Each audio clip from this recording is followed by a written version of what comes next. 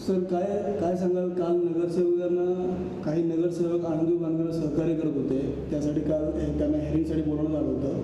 तर असे किती नगरसेवक आहेत आणि काल त्यांच्यावरती कोणत्या प्रकारची कारवाई करण्यात आलेली आहे?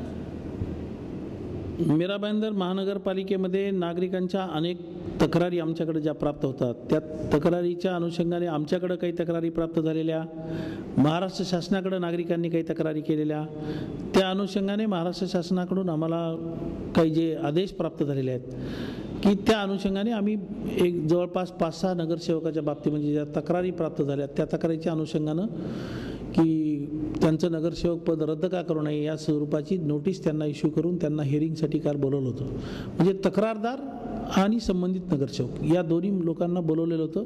काही नगरसेवक काल हजर झाले, काही लोकांनी आमच्याकडे तारीख मागितली की आम्हाला सध्या आज वेळ नाही, आम्हाला महिनाभर द्या, 15 दिवस द्या, पण ते लवकरात लवकर आम्हाला शासनाला कळवायचं असल्यामुळं आम्ही त्यांची ती मागणी अमान्य करून 8 दिवसाची मुदत दिलेली आहे की माणुसकीच्या दृष्टिकोनातून त्यांना काही अडचण असेल म्हणून आपण एक 7 दिवसाचा पिरियड त्यांना वाढवून देऊ आणि नंतर त्यांची हिअरिंग घेऊन हिअरिंगमध्ये जर काही तथ्य आढळून आलं आणि ते जर कायद्याच्या चौकटीत बसत असेल तर तो शासनाला रिपोर्ट केला जाईल विहित मार्गाने संबंधित न्यायालयामध्ये. कारण कमिशनरला फक्त इन्क्वायरी करून अहवाल पाठवण्याचा अधिकार आहे, तर तो अहवाल आम्ही म्हणजे विहित मार्गाने पाठवू आणि त्याच्यावर योग्य वेळी योग्य निर्णय संबंधित न्यायालयामध्ये होईल.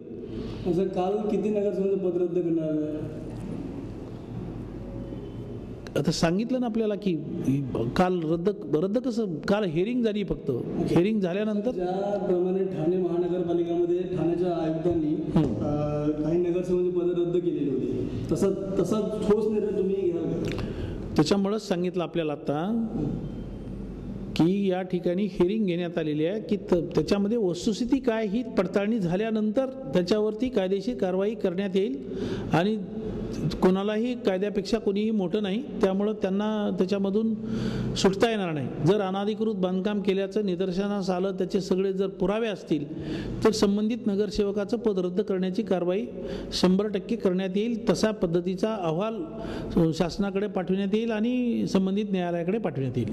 सर, काही नगरसेवक अनाधिकृत बांधकामाला सहकार्य करत होते, त्यामुळे तुम्ही त्यांचं काल हिअरिंग घेतलं. असेच काही शासकीय अधिकारी आहेत तेही अनाधिकृत बांधकामाला सहकार्य करतात, तर तुम्ही त्यांच्यावरती कोणत्या जे अधिकारी अशा प्रकारचं अनाधिकृत बांधकामाला सहकार्य करत असतील त्याच्याबद्दलचे आम्हाला म्हणजे तसं मी आताच एका याला मुलाखत दिली, त्याच्यामध्ये पण हा प्रश्न विचारण्यात आला की त्यांनी सांगितलं की बाबा असं काही अधिकारी सहकार्य करतात, आम्हाला असं कळतंय.